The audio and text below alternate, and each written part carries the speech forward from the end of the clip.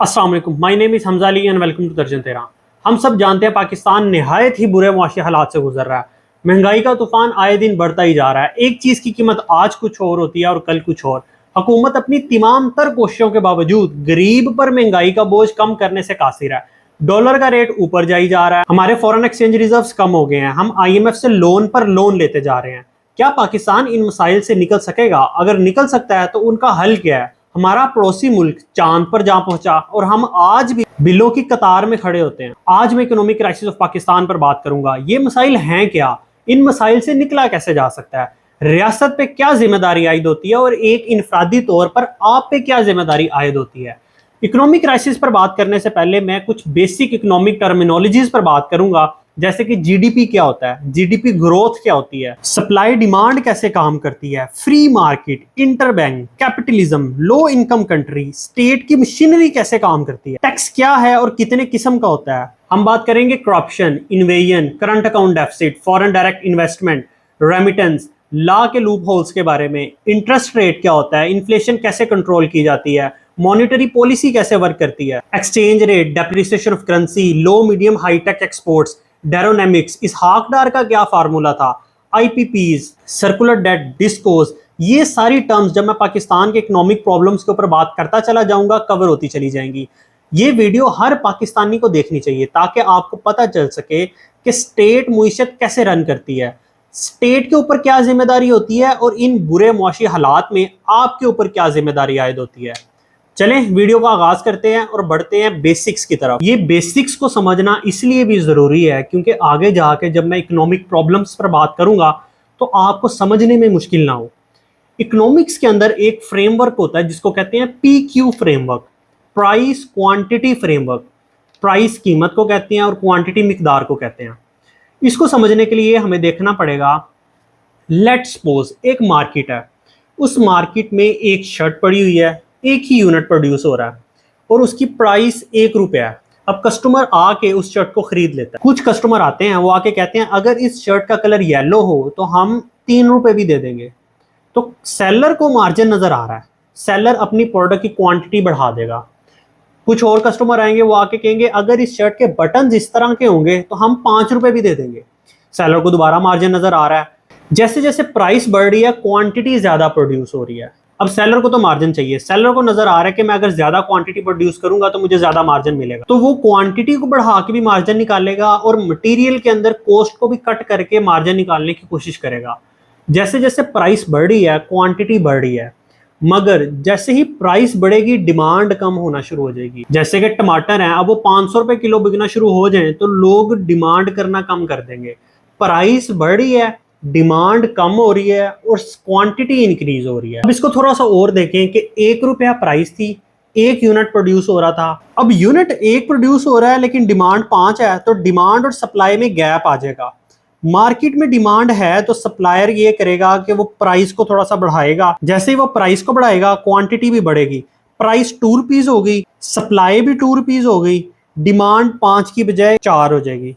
जैसे जैसे प्राइस बढ़ती जाएगी, क्वांटिटी बढ़ती जाएगी, डिमांड कम होती जाएगी, एक टाइम पे आके इक्विलिब्रियम हो जाएगा। ₹3 प्राइस है, 3 यूनिट प्रोड्यूस हो रहे हैं और 3 ही लोग डिमांड कर रहे हैं। Market forces of demand and supply determining the price and quantity, इसको कहते हैं फ्री मार्केट।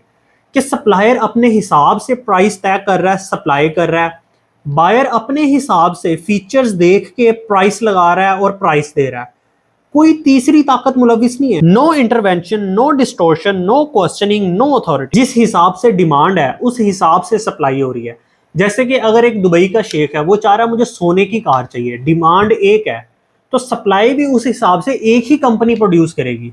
डिमांड करने वाले डिसाइड करते हैं कि उन्हें क्या चाहिए, सप्लाई करने वाले ये डिसाइड करते हैं कि उन्हें किस कीमत पर बेचना है। इसको फ्री मार्केट कहते हैं। स्टेट इंटरवीन नहीं कर रही, ये सिर्फ एक थ्योरी है। 100% फ्री मार्केट कहीं पे भी एग्जिस्ट नहीं करती पूरी दुनिया में।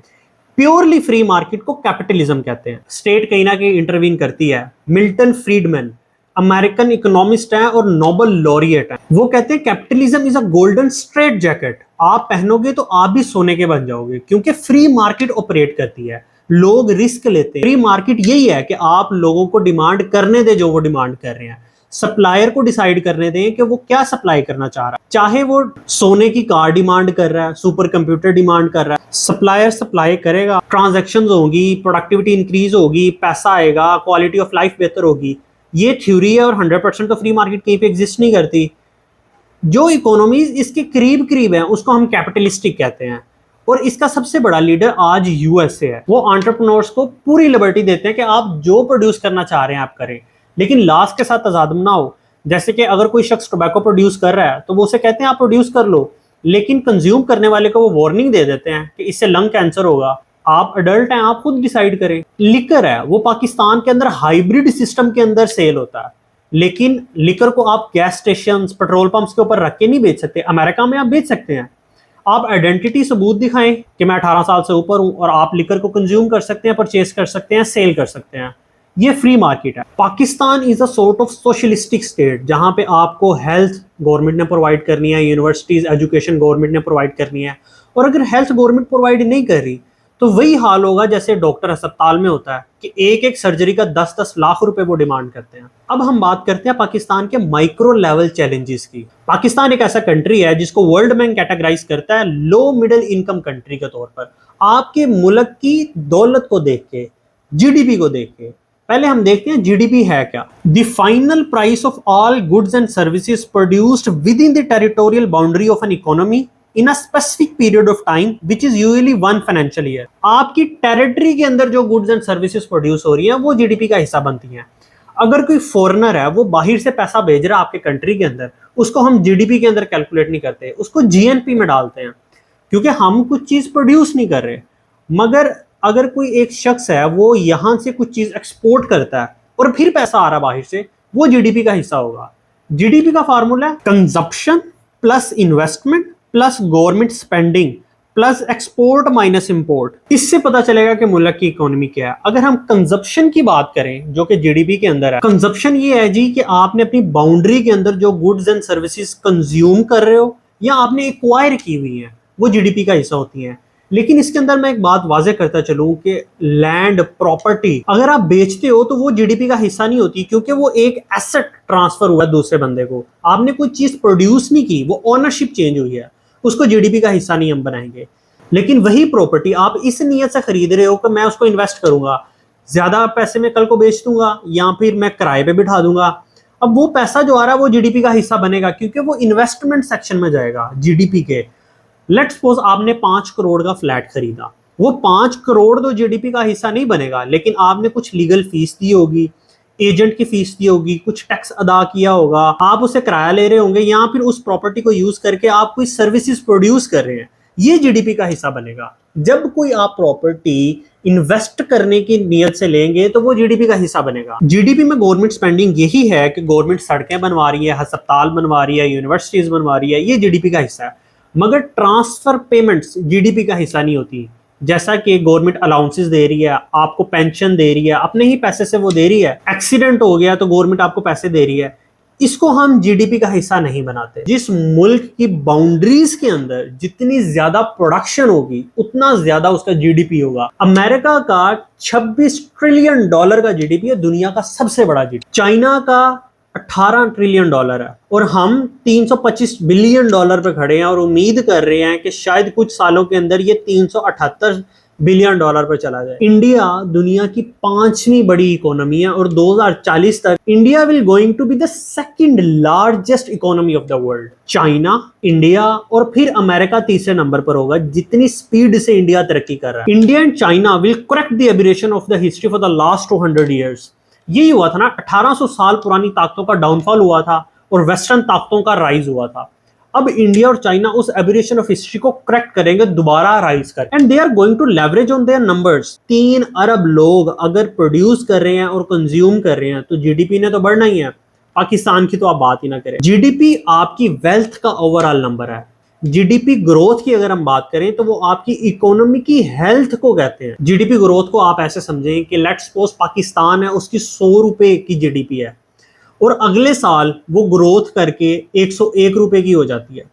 लेकिन एक मुल्क है उसकी 80 रुपए की जीडीपी है मगर वो अगले साल 89 रुपीस पे पहुंच जाती है। देखने को तो हम वेल्दियर होंगे लेकिन वो वाला मुल्क हेल्दी है क्योंकि वो ज्यादा तेजी से ग्रो कर रहा है। इसको समझने के लिए मैं आपको एनालॉजी भी बताता हूँ। लेट्स सपोज आपके पास एक बहुत अच्छी स्पोर्ट्स कार है, दुनिया की नजर में तो आप वेल्दी हैं, लेकिन अगर आपकी सेहत ठीक नहीं है तो आप उस दौलत को ज्यादा देर तक एंजॉय नहीं कर सकते।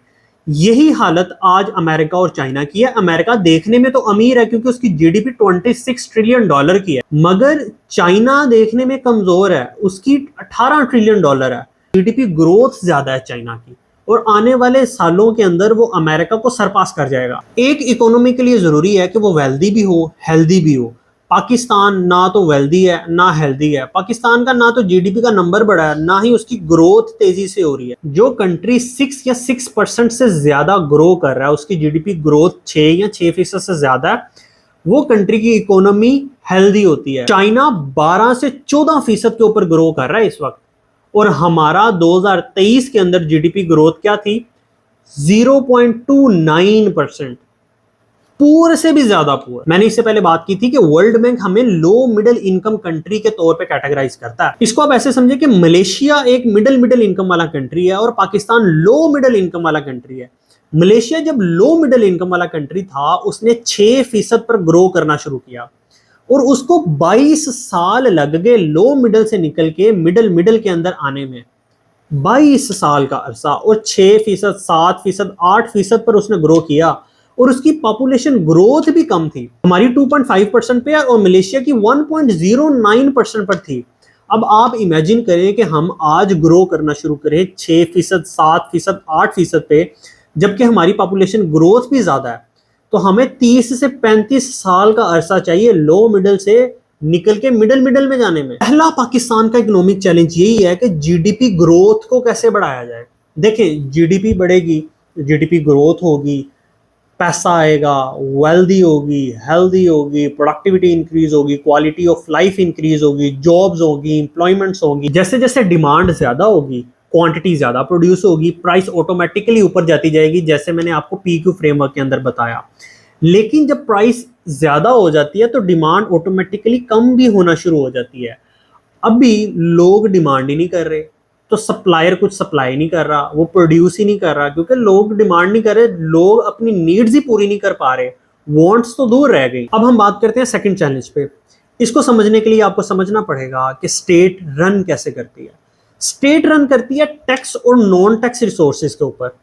जैसे कि स्टेट को पैसा चाहिए, उसने सड़क बनानी है, अस्पताल बनाना है, यूनिवर्सिटी बनानी है, कम्युनिकेशन का इंफ्रास्ट्रक्चर बनाना है ताकि आप एक जगह से दूसरी जगह मूव कर सको, आपको सेहत प्रोवाइड करनी है, वगैरह वगैरह। इसके लिए स्टेट को पैसे चाहिए। स्टेट जो पैसा इंटरनल रिसोर्सेज यानी कि tax plus non tax resources से कलेक्ट करती है, उसको हम फिस्कल पॉलिसी या फिस्कल स्पेस कहते हैं। जो पैसा आपको लोन या ग्रांट की शक्ल में मिलता है, उसको हम फिस्कल पॉलिसी में इंक्लूड नहीं करते। फिस्कल पॉलिसी के अंदर स्टेट डिफाइन करती है कि आपके टैक्स का स्ट्रक्चर क्या होगा। ब्रॉडली टैक्स दो किस्म का होता है, डायरेक्ट टैक्स, इनडायरेक्ट टैक्स।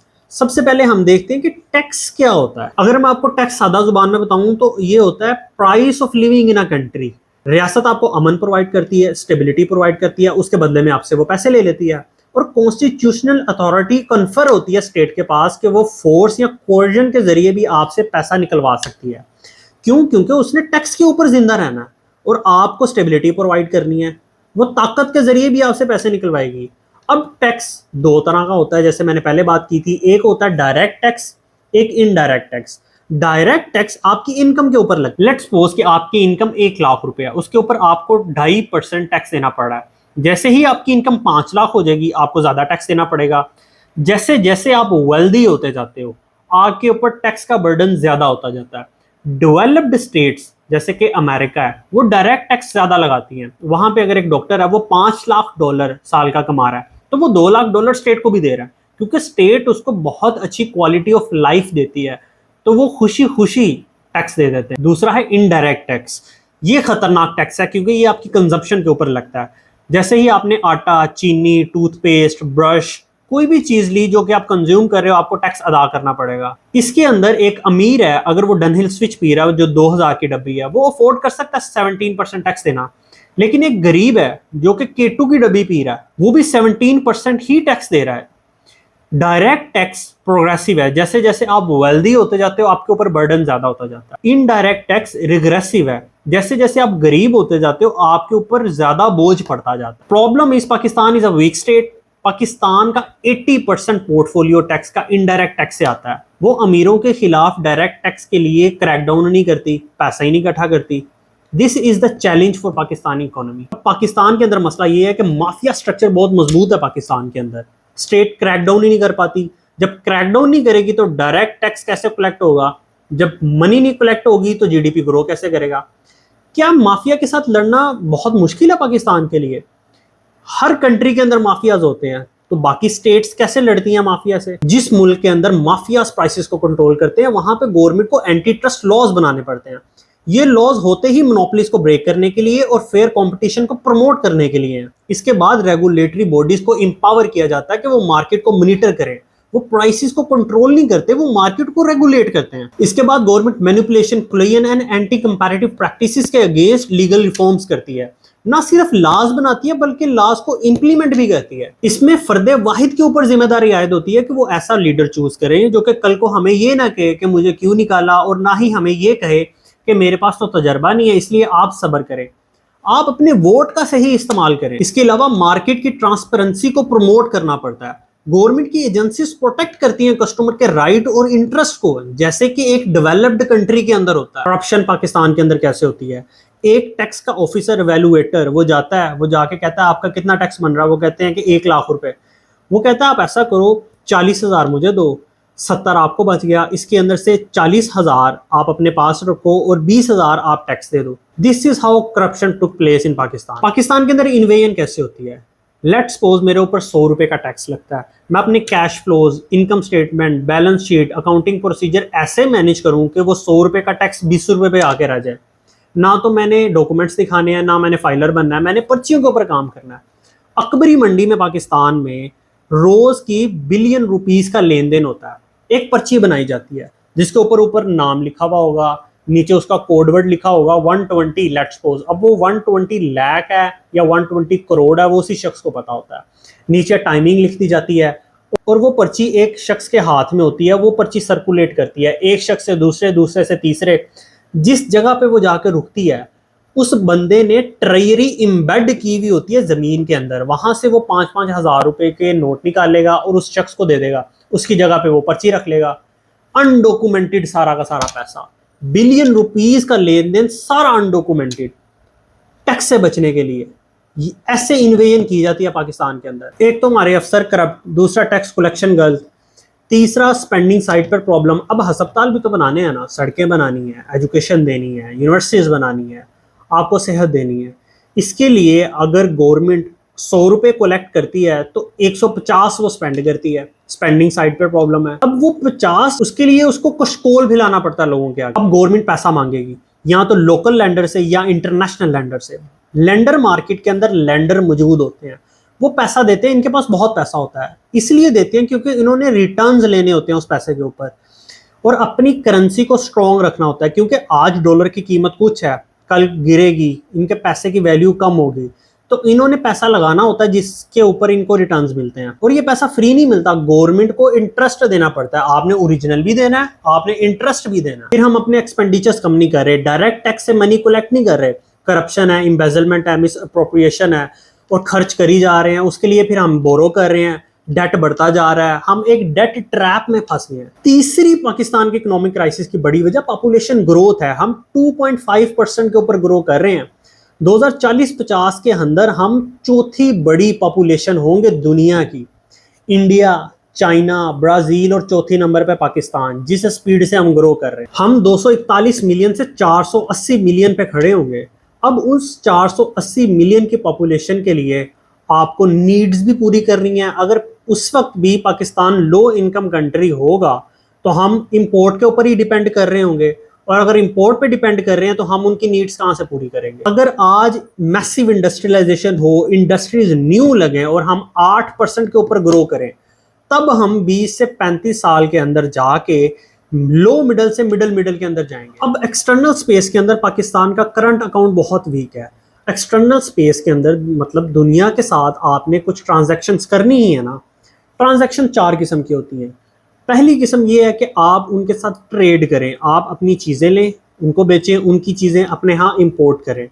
एक ट्रांजैक्शंस कर रहे हैं आप। दूसरी चीज़ है कि वो आपको कर्जा दे दें, हम गरीब हैं हमें कर्जा दे दें। कर्जा भी या तो इन काइंड दे दे, मतलब कि वो हमें मेडिसिन प्रोवाइड कर दे, हमें ब्लैंकेट दे दे अगर फ्लड्स आ जाते हैं, या हमें कैश दे दे। तीसरी ट्रांजैक्शन आप ऐसे करते हैं कि आपका वर्कर रेमिटेंस है, बाहर के मुल्क के अंदर आपका वर्कर बैठा हुआ है, वो आपको पैसे दे रहा है, एक रेमिटेंस क्रिएट हो रही है। चौथी आपकी होती है कुछ फैक्ट्रीज आप उनके यहाँ जाके लगाएं, कुछ फैक्ट्रीज वो आपके कंट्री के अंदर आके लगाएं, फॉरेन डायरेक्ट इन्वेस्टमेंट। ये 4 तरह की ट्रांजैक्शंस होती हैं एक्सटर्नल स्पेस के अंदर। अब इन 4 ट्रांजैक्शंस के अंदर से 2 ट्रांजैक्शंस करंट अकाउंट के अंदर आती हैं। पहली वर्कर रेमिटेंस, सेकंड आपकी इंपोर्ट एक्सपोर्ट। अब वर्कर रेमिटेंस हमारी थी कि लोग हमें पैसा भेज रहे थे, ये भी एक अरसे तक चला, लेकिन ये भी अब ब्लॉक है। पाकिस्तान एक ऐसा वाहिद मुल्क है जिसकी वर्कर रेमिटेंस बाहर के मुल्क के अंदर लोग ज़्यादा होते हैं तो हम बहुत खुश हो रहे होते हैं। इमरान खान क्लेम कर रहे होते हैं कि लोग मेरे ऊपर ट्रस्ट करते हैं, इस वजह से बाहर से वो लोग पैसा भेजते हैं। पॉलिटिकल हद तक ये बात ठीक है, लेकिन एक इकोनॉमिस्ट इमरान खान को चैलेंज करेगा कि आपकी इकोनॉमी उन बंदों को रिटेन नहीं कर पा रही जिसकी वजह से वो बाहर जा रहे हैं। ये हमारा नुकसान है, हमारी कमी है। फिर हम इंपोर्ट ज़्यादा करते हैं और एक्सपोर्ट कम करते हैं। वर्कर रेमिटेंस से अगर पैसा आ भी गया, आपने डॉलर में पे बैक करना है, सारा पैसा तो आपकी इंपोर्ट के अंदर निकल गया, आपके पास क्या बचा? Pakistan persistent long term acute deficit का शिकार है। आपको पता है इस मुल्क के अंदर इंडस्ट्रियलाइजेशन कब हुई थी? अय्यूब के दौर को इंडस्ट्रियलाइजेशन पीरियड कहा जाता है। अय्यूब के दौर के अंदर नई इंडस्ट्री लगी थी जिसके अंदर 22 खानदान भी अमीर हुए थे, लेकिन एटलीस्ट इंडस्ट्री लगी थी। भुट्टो ने नेशनलाइजेशन की पॉलिसी दी और एंटरप्रेन्योर्स का कॉन्फिडेंस जड़ से शटर कर दिया। भुट्टो की नेशनलाइजेशन आई, हुकूमत ने प्राइवेट कंपनीज को अपनी तहवील में ले लिया, 14 मेजर बैंक्स का टेक ओवर किया। इसके अलावा मैसिव इंडस्ट्रीज जिसके अंदर सीमेंट, स्टील मिल वगैरह शामिल थी, सबको अपनी तहवील के अंदर ले लिया। एंटरप्रेन्योर्स ने सालों की मेहनत लगा के उस कंपनी को खड़ा किया था। रात को सोए तो वो कंपनी उनकी थी, लेकिन सुबह उठे तो वो कंपनी हुकूमत की थी। इस हरकत ने एंटरप्रेन्योर्स के कॉन्फिडेंस को ही नहीं सिर्फ अंडरमाइन किया, बल्कि उनकी विलिंगनेस टू इन्वेस्ट उसको ही खत्म कर दिया जड़ से। 71-72 के अंदर हमारी जीडीपी ग्रोथ थी 1.2, क्योंकि सिविल वॉर थी। फिर 72-73 के अंदर 7.2% पे ग्रोथ भुट्टो के पहले साल में। फिर 73-74 के अंदर 7.7% ग्रोथ, और उसके बाद बूम 3.9, 3.3%, 2.9% और ओवरऑल 4.4% जीडीपी ग्रोथ थी भुट्टो के दौर में। हमारे यहाँ पे मसला है कि रिस्क टेकर ही नहीं है। जो रिस्क टेकर है उनके लिए ease of doing business policy ही नहीं है, रेगुलेशंस ही बहुत अजीब हैं, और इतनी अजीब हैं कि मेरा एक दोस्त है जिसने नया बिजनेस शुरू किया आर्टिफिशियल ऑरेंज फ्लेवर बनाने का। उसने उस प्रोडक्ट के पैकेट के ऊपर ऑरेंज की तस्वीर लगानी थी। रेगुलेटर उसको कहता है कि ये आप ऑरेंज की तस्वीर नहीं लगा सकते, क्योंकि लॉ ये है कि अगर आपने फ्रूट की तस्वीर लगानी है तो इसका मतलब है आपने उस फ्रूट को उस प्रोडक्ट के अंदर डाला है। सो उसने कहा कि ठीक है मैं नहीं लगाता। फिर वो देखता है कि हेल्थ की इंडस्ट्री में ORS है, ORS के ऊपर फ्रूट बना हुआ है, वही ऑरेंज फ्रूट जो उसने बनाना था। नीचे ORS वालों ने लिखा हुआ है छोटा सा कि इसके अंदर ऑरेंज फल नहीं है। सो वो केस करता है हाई कोर्ट के अंदर, उसको 4 महीने की तारीख मिलती है। 4 महीने के बाद केस अर्जन होता है। केस अर्जन होने के बाद जज साहब छुट्टियों पे चले जाते हैं, फिर जुडिशरी छुट्टियों पे चले जाती है, और 1.5 साल से उस केस का फैसला ही नहीं हुआ।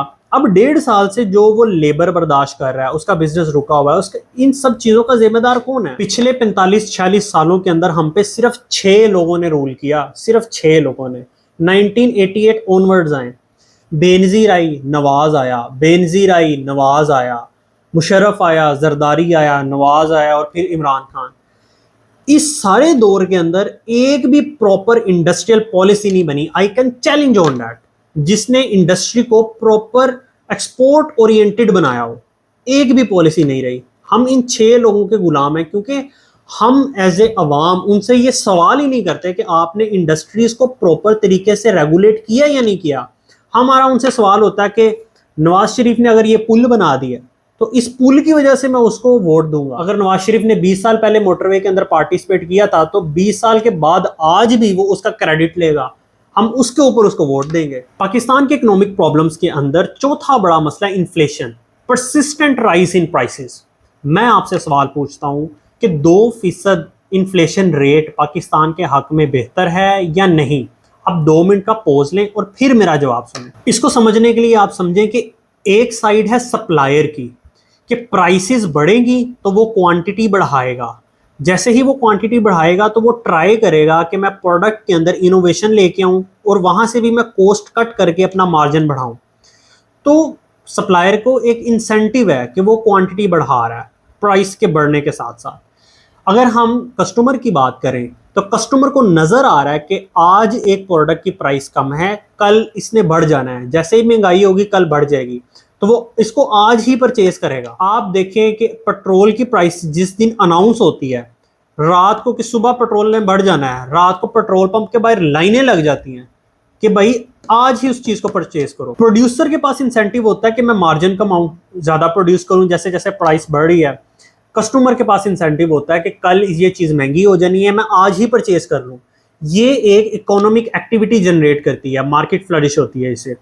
प्रॉब्लम 1 या 2% इन्फ्लेशन रेट का नहीं है, प्रॉब्लम है 28% इन्फ्लेशन रेट का, जहां पे हम आज खड़े हैं। कस्टमर के पास परचेज करने की पावर नहीं है, वो परचेज नहीं करेगा। साथ में जो प्रोड्यूसर है उसका रॉ मटेरियल भी तो बढ़ रहा है ना। इन्फ्लेशन जैसे जैसे बढ़ती जाएगी गरीब की कमर और टूटती जाएगी। आपको पता है इन्फ्लेशन को कैलकुलेट कैसे किया जाता है? इसके लिए आपको एक बकेट्स ऑफ गुड्स बनानी पड़ती है, जिसको हम सीपीआई, कंज्यूमर प्राइस इंडेक्स कहते हैं, या हेडलाइन इन्फ्लेशन भी कहते हैं। एक बकेट बनाई जाती है जिसके अंदर हाउस होल्ड में इस्तेमाल होने वाली सारी चीज़ों को डाला जाता है। ये आप मुख्तलिफ पीरियड्स ऑफ टाइम के अंदर मुख्तलिफ एरियाज में से आप प्राइस के ट्रेंड को स्टडी करते हो और फिर इन्फ्लेशन का एक इंडेक्स निकालते हैं। इसके अंदर नीड्स वाली चीज़ें होती हैं, वांट वाली कोई भी चीज़ नहीं होती। पाकिस्तान ब्यूरो ऑफ स्टैटिस्टिक्स इसको 487 आइटम्स के साथ 40 मुख्तलिफ शहरों से 76 मार्केट्स के अंदर से कैलकुलेट करता है। पाकिस्तान के इकोनॉमिक प्रॉब्लम्स के अंदर 5वां बड़ा मसला हमारी मॉनेटरी पॉलिसी रही है। हमारी मॉनेटरी पॉलिसी ही बहुत ख़राब रही है। मॉनेटरी पॉलिसी 2 चीज़ों को टारगेट करती है, एक इन्फ्लेशन रेट, दूसरा एक्सचेंज रेट। एक्सचेंज रेट क्या होता है? एक्सचेंज रेट होता है the price of your currency in terms of foreign currency. Foreign currencies के अंदर डॉलर, पाउंड, रियाल कुछ भी हो सकता है। अभी मैं जब वीडियो बना रहा हूं तो $1 295 रुपीज़ का है। हम पाकिस्तान में हैं और आपने यूएस से कोई प्रोडक्ट मंगवानी है। लेट से आप यूएस वाले को कहते हो कि यार मुझे 1 टन चीज़ दे दे, वो आपको भिजवा देता है और आप उसे कहते हो ये ले मेरे से पैसे ले ले। वो कहता है नहीं, मुझे पैसे नहीं, मुझे डॉलर चाहिए, क्योंकि मैंने आगे अपनी लेबर को डॉलर में देने हैं। तो फिर हम कहते हैं ओके ठीक है, मैं आपको डॉलर में दे दूंगा। आप स्टेट बैंक के पास आते हो, आप उसको पैसे देते हो, वो आपको डॉलर दे देता है, आप कन्वर्ट करवाते हो। अब आपने अपने रुपीस को डॉलर्स के अंदर कन्वर्ट करवा के ट्रांजैक्शन कर दी। जब भी आपने इंटरनेशनल ट्रांजैक्शन करनी है आपने डॉलर ही में करनी है। जैसे जैसे आपकी इंपोर्ट बढ़ेगी, जो कि ऑलरेडी बहुत ज़्यादा है, आपके मुल्क के अंदर डॉलर की डिमांड बढ़ने लग जाएगी। जैसे जैसे डॉलर की डिमांड बढ़ेगी, क्योंकि आपने पैसे तो डॉलर में देने हैं, डॉलर की डिमांड बढ़ी तो प्राइस इंक्रीज होने लग गई डॉलर की। जैसे जैसे डिमांड बढ़ेगी वैसे वैसे डॉलर की प्राइस बढ़ती जाएगी। अब ये प्राइस डॉलर की क्या होगी ये बैंक डिसाइड नहीं कर रहा, ये डिमांड और सप्लाई से डिसाइड हो रही है। क्योंकि आपने कन्वर्ट करवाने के लिए तो ऑब्वियसली बैंक के पास ही जाना है। बैंक के पास जैसे जैसे डिमांड बढ़ती जाएगी, बैंक के पास डॉलर शॉर्ट होता जाएगा। जैसे ही शॉर्ट होगा तो उसकी प्राइस बढ़ जाएगी, क्योंकि डिमांड ज़्यादा है। अब इसके अंदर 2 कॉन्सेप्ट्स होते हैं, एक होता है इंटरबैंक, दूसरा होता है फ्री मार्केट। अब फ्री मार्केट क्या होता है कि एक शख्स के पास डॉलर्स हैं, मुझे $1800 चाहिए क्योंकि मैंने बाहर अपनी फीस देनी है, अपनी कोई ट्रांजैक्शन करनी है। मैं उस शख्स के पास जाऊंगा, मैं उससे कहूँगा कि यार मुझे $1000 चाहिए। वो कहेगा कि यार मेरे पास $500 पड़े हुए हैं। मैं उससे कहूँगा चल यार तो मुझे $500 तो दे। तो फिर वो मुझे कहेगा कि यार आप ऐसा करो, मैं आपको $1 240 रुपीज़ का दूंगा। मैं उससे कहूँगा कि यार 240 तो बहुत ज़्यादा है, मेरे पास इतने पैसे नहीं है। तो फिर वो साथ ही कह देगा कि चलो 240 नहीं, मैं आपसे 245 चार्ज करूंगा। मैं उससे कहूंगा यार मैं तो से 240 का तो ले नहीं रहा, आप मेरे से 245 चार्ज कर रहे हो। तो उसे पता है कि ये बंदा लेगा, क्योंकि इसने ट्रांजैक्शन करनी ही करनी है, इसको चाहिए ही चाहिए। It is a sort of blackmailing system. Interbank system is that 2 bank आपस के अंदर विदड्रॉल और कैश फ्लो करते हैं। ये बैंकिंग का आपस के अंदर सिस्टम होता है। पहले डिमांड कम थी तो प्राइस कम थी, अब डिमांड ज्यादा तो प्राइस ज्यादा है। इसको कहते हैं डेप्रिसिएशन ऑफ करेंसी।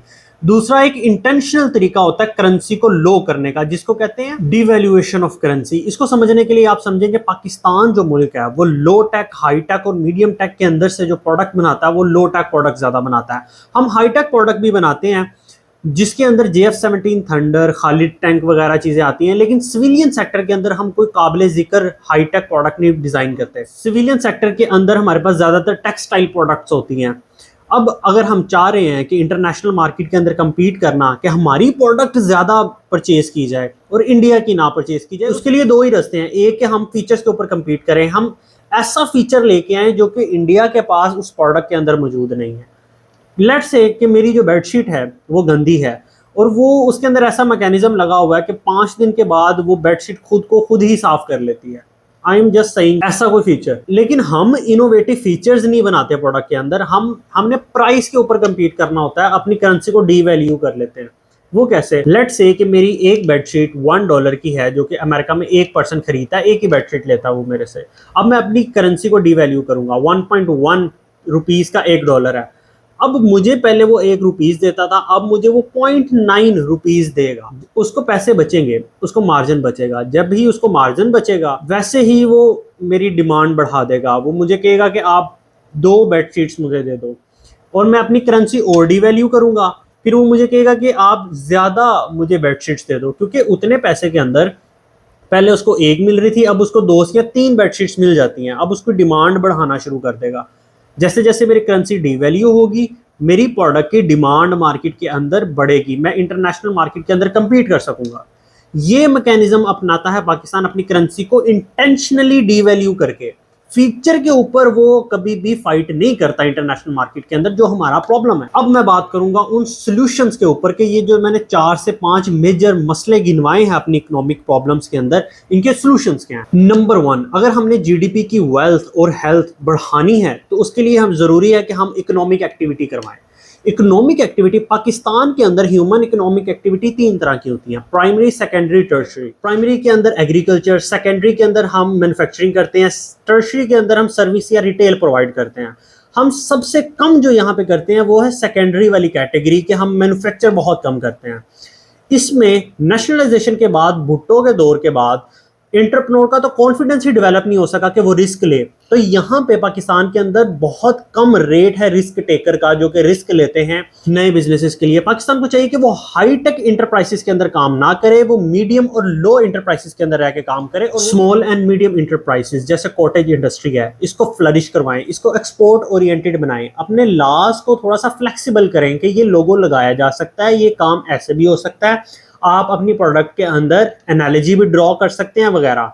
इससे इन्वेस्टर इन्वेस्ट करने के लिए रजामंद होगा। इससे आपका ट्रेड बैलेंस ठीक होगा, डेफिसिट कम होगा और फॉरेन एक्सचेंज बाहर भी नहीं जाएगी।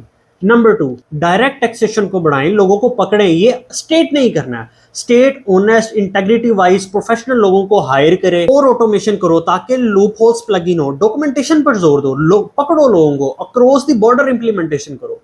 नंबर 3, इन्फ्लेशन को कंट्रोल करने के 2 तरीके हैं। पहला कि आपको एक्सचेंज रेट स्टेबल करना पड़ेगा, क्योंकि आपने इंपोर्ट करनी है, एक्सचेंज रेट्स का स्टेबल होना बहुत जरूरी है।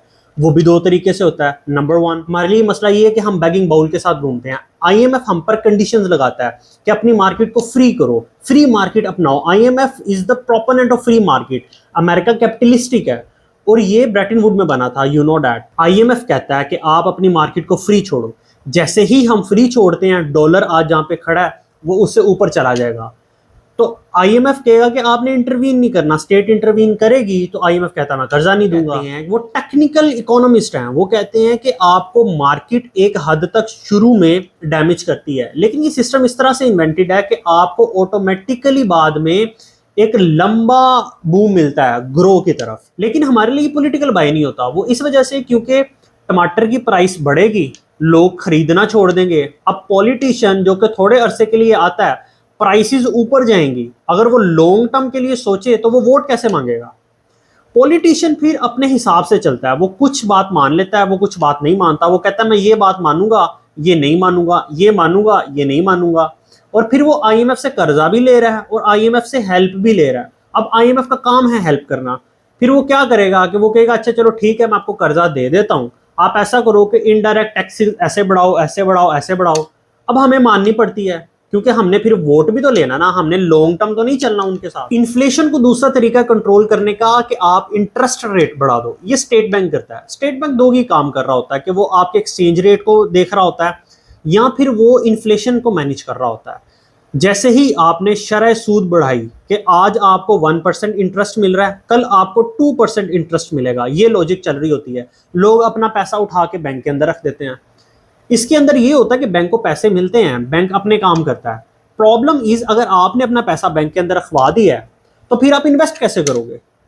अगर आप इन्वेस्ट नहीं करोगे, आप बिजनेस नहीं करते, आपकी प्रोडक्टिविटी नहीं होती, आपकी इकोनॉमी रिसेशन के अंदर चली जाती है। इससे ये होता है कि इन्फ्लेशन कंट्रोल हो जाती है क्योंकि बैंक को पैसे मिलते हैं, बट लॉन्ग टर्म में आपके मुल्क को नुकसान होता है। अब हमारी आवाम इतनी जाहिल है, वो ये कहती है कि इकोनॉमिक ग्रोथ अगर रुकी भी है तो वो रुकी रहे, मुझे उससे फर्क नहीं पड़ता, मुझे ये चीज फर्क पड़ता है कि मेरे अंडे महंगे हो रहे हैं, मेरे टमाटर महंगे हो रहे हैं, मुझे वो चीज दो, मेरी इन्फ्लेशन को रोको जैसे मर्जी। तो वो बैंकिंग फिर ऐसे इन्फ्लेशन को थोड़ी देर के लिए कंट्रोल कर लेती है, लेकिन आपकी इकोनॉमिक ग्रोथ का बेड़ा गर्क हो जाता है, आपकी जीडीपी ग्रो नहीं करता। और जहां पे आपने 20 साल में तरक्की करनी है, आप 50 सालों पे शिफ्ट हो जाते हो। थोड़ी देर के लिए आप इन्फ्लेशन को सिर्फ कंट्रोल कर लेते हो, अवाम को तसल्ली देने के लिए, वोट लेने के लिए। हमारा एक और मसला है कि हमारी कोस्ट पुश इन्फ्लेशन है। एक डिमांड साइड की इन्फ्लेशन है, एक सप्लायर साइड की इन्फ्लेशन है। अब सप्लाई में ये हो रहा है कि डिमांड हमारी 150 है और सप्लाई हमें हो रही है 100। तो जैसे ही डिमांड ज़्यादा होगी और सप्लाई कम होगी, प्राइस आपकी ऊपर चली जाएगी, इन्फ्लेशन होगी। इन्फ्लेशन जो होती है वो सर्कुलेशन ऑफ मनी से भी चलती है। इसको आप ऐसे समझें कि एक मार्केट है और मैंने लैपटॉप बेचना है। मुझे पता है कि जो जितनी मार्केट के अंदर बंदे बैठे हैं, ज़्यादा से ज़्यादा उनकी बाइंग ताकत 1000 रुपये की है, तो मैं अपने लैपटॉप की प्राइस ज़्यादा से ज़्यादा 1000 ही लगा सकता हूँ, 1020 नहीं लगा सकता, क्योंकि मुझे पता है उसके पास सिर्फ 1000 पड़ा हुआ है। लेकिन जैसे ही सर्कुलेशन ऑफ मनी होगी, अब उसके पास 2000 रुपये हैं, तो मैं भी अपने लैपटॉप की प्राइस 2000 रुपीज़ कर दूंगा। ये हुआ कि उसके पास पैसे बढ़े और फिर डिमांड बढ़ी। अब उसके पास पैसे आए हैं तो वो डिमांड भी करेगा ना, वो पास तो नहीं रखेगा, वो चीज़ें खरीदेगा। उसके पास पैसे हैं, सर्कुलेशन ऑफ मनी हो रही है।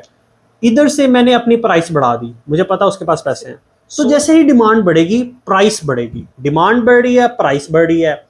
This is how inflation goes up. इसको कहते हैं too much money chasing too few goods. आपकी इंडस्ट्री के अंदर अनएम्प्लॉयमेंट लेवल्स भी ज़्यादा हैं।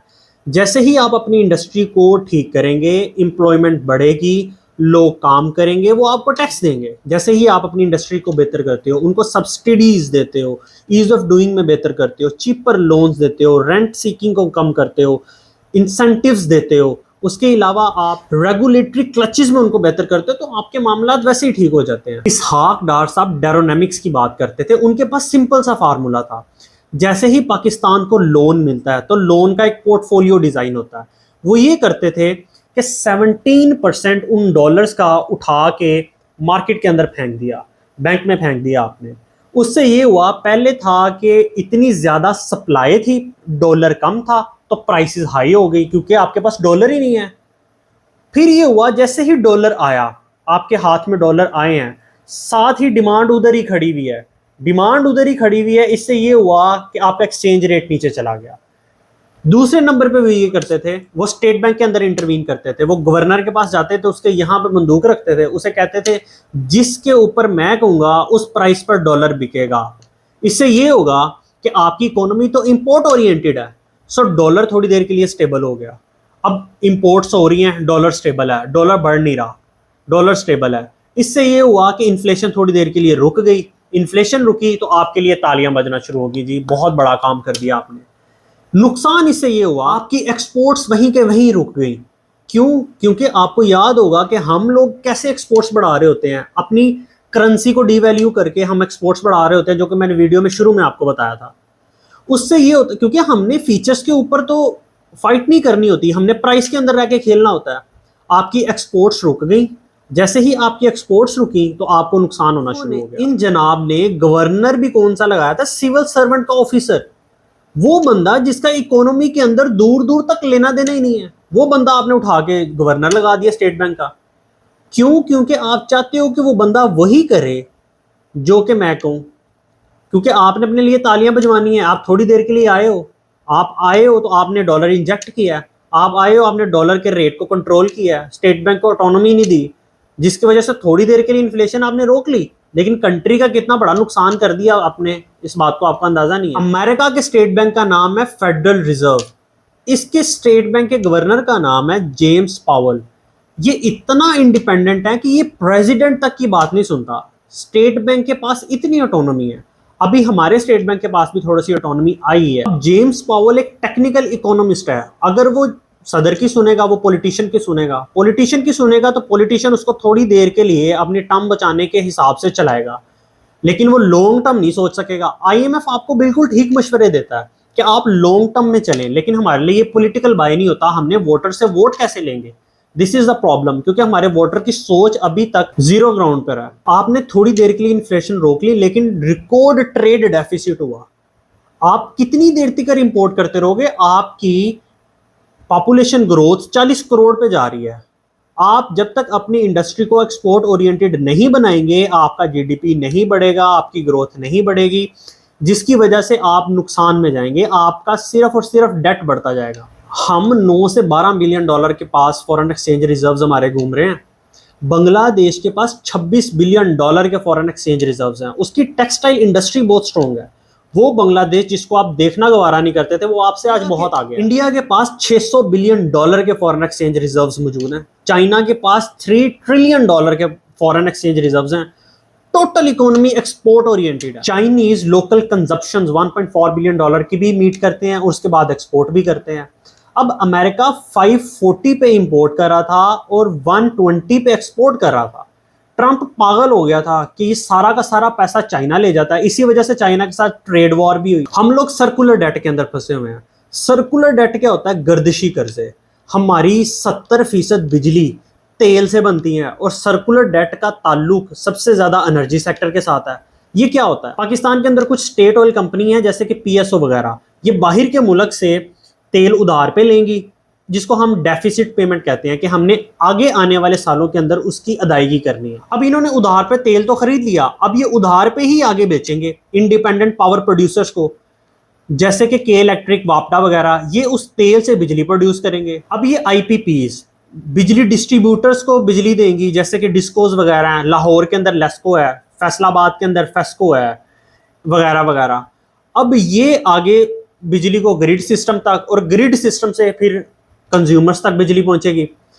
कंज्यूमर्स क्या करेंगे कि कंज्यूम पहले कर लेंगे, उसके बाद हम जो है ना बिल की अदायगी देंगे। मतलब कि हमने पहले कंज्यूम कर लिया, उसके बाद हमने बिल देना। अब ये पूरा चक्कर है और इस चक्कर के अंदर हर कोई एक दूसरे का मकरूज है। जैसे कि फॉरेन कंट्री से हमने उधार पे बिजली उठाई, स्टेट ऑयल ने आईपीपीज को उधार पे दी, आईपीपीज ने डिस्कोस को उधार पे दी, डिस्कोस ने कंज्यूमर तक पहुंचाई, कंज्यूमर ने कंज्यूम की और फिर पैसे वापस जा रहे हैं।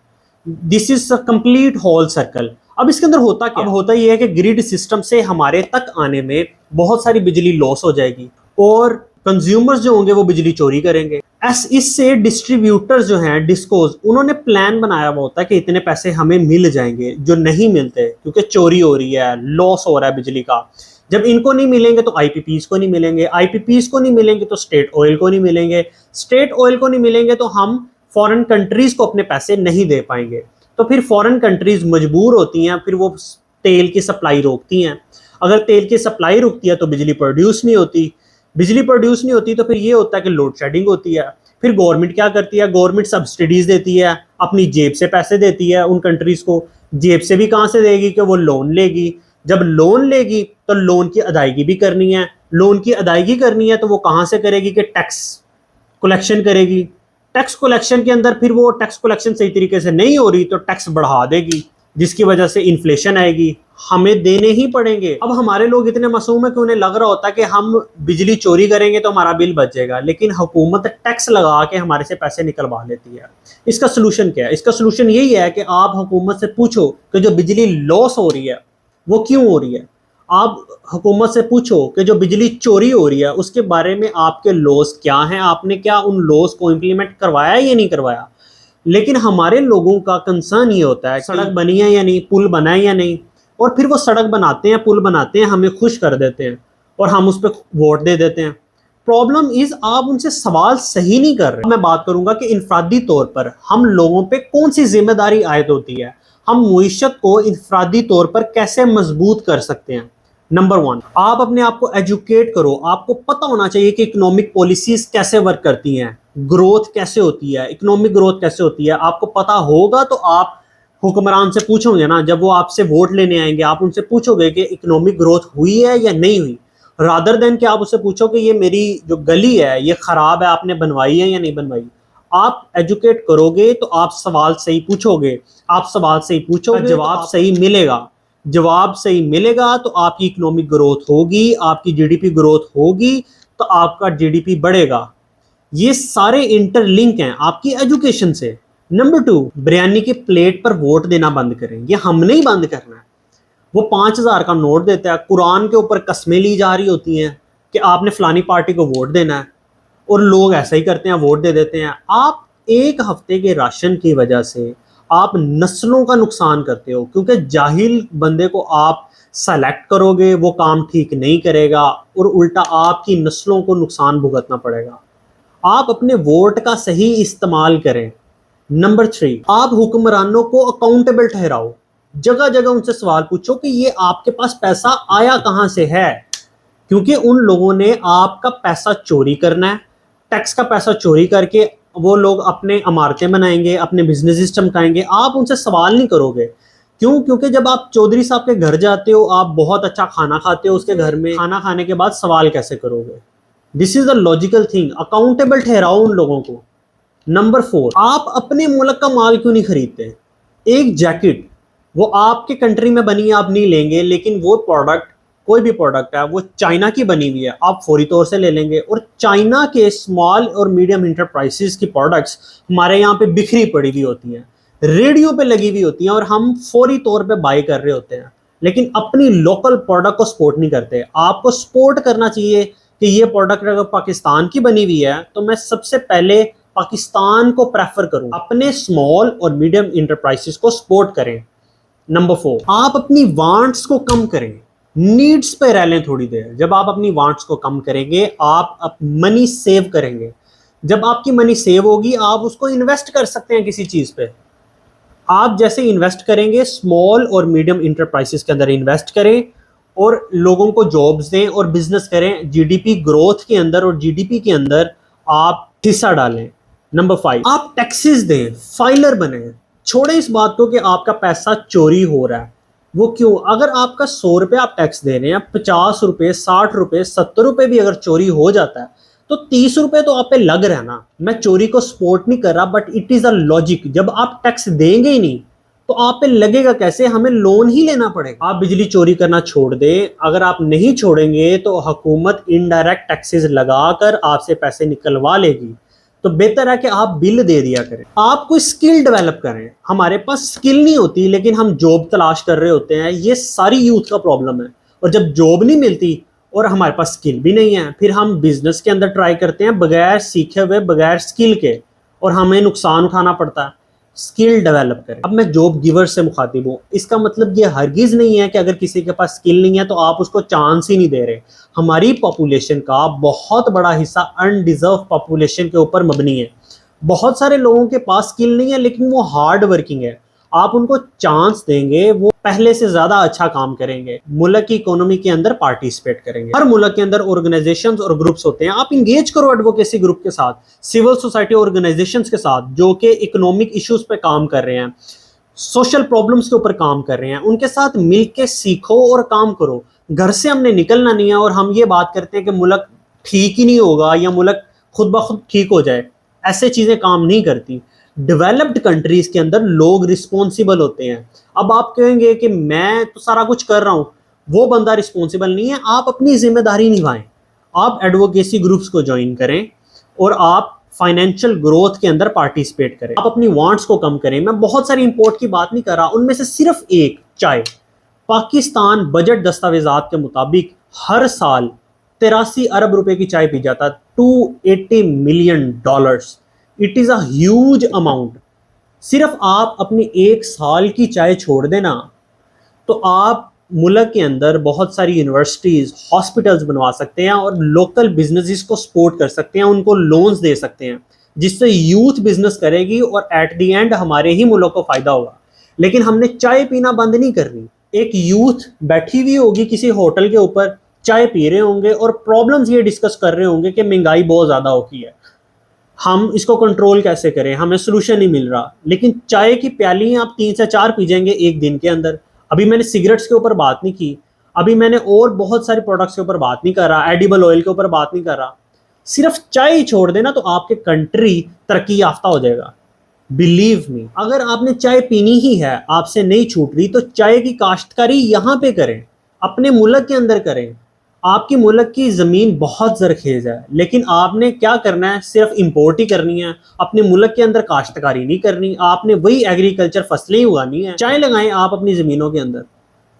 वेल, इसके अलावा और बहुत सारे सॉल्यूशंस हैं, बहुत सारी और भी प्रॉब्लम्स हैं। मैंने कोशिश की है कि मैं मेजर प्रॉब्लम्स के ऊपर डिस्कस कर सकूं, उनके सॉल्यूशन आपको प्रोवाइड कर सकूं, स्टेट को क्या करना चाहिए और इनफरादी तौर पर आपकी क्या जिम्मेदारी आयद होती है। अगर आपको ये वीडियो अच्छी लगी हो तो चैनल को सब्सक्राइब करें, वीडियो को लाइक करें और मिलते हैं अगली वीडियो में। अल्लाह हाफिज़।